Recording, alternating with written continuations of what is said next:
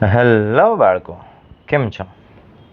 આજે આપણે ધોરણ 9માં ચેપ્ટર નંબર 1 એનો ઉદાહરણ નંબર 6 છે શીખવાના છીએ. હવે એની અંદર કહે છે કે સાબિત કરો કે 3.142678 સમય સંખ્યા છે, અથવા તો બીજા શબ્દોમાં p પૂર્ણાંક હોય અને q શૂન્યેતર પૂર્ણાંક હોય. તે પ્રમાણે 3.142678 ને p ભાગ્યા q સ્વરૂપમાં દર્શાવો. એટલે કે ઇન શોર્ટ આપણને પ્રશ્ન અહીંયા એવો કહે છે કે આપેલી જે દશાંશ અભિવ્યક્તિ છે એને આપણે અંશ અને છેદના સ્વરૂપમાં દર્શાવવાનું છે. તો ચલો હવે એને અંશ અને છેદના સ્વરૂપમાં છે દર્શાવીએ, એટલે કે એનો ઉકેલ છે આપણે લખવાનો પ્રયત્ન કરીએ. ચલો હવે જોઈએ કે ભાઈ અહીંયા જે દશાંશ અભિવ્યક્તિ છે, પેલા તો કેવી દશાંશ અભિવ્યક્તિ છે તો કે 3.142678 આ છે એક શાંત દશાંશ છે. એટલે કે પોઈન્ટ પછી અનંત સુધી અંકો નથી જતા, ચોક્કસ અંકો છે આપણને 6 અંકો જ આપેલા છે.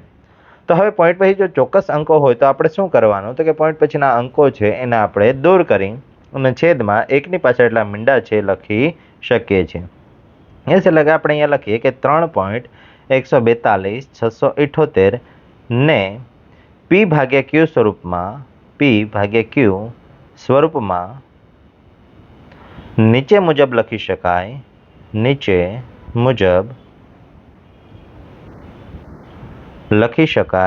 છે. ચલો હવે એને આપણે પોઈન્ટ પાછળના જે અંકો છે એમાંથી પોઈન્ટ છે દૂર કરવો છે.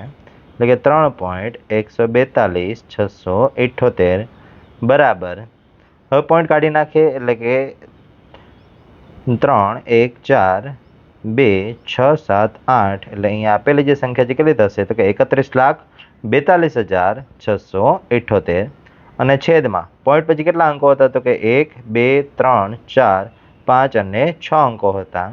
એટલે આપણે અહીંયા છેદમાં એકની પાછળ 6 0 કરી દઈએ. 1 2 3 4 5 અને 6.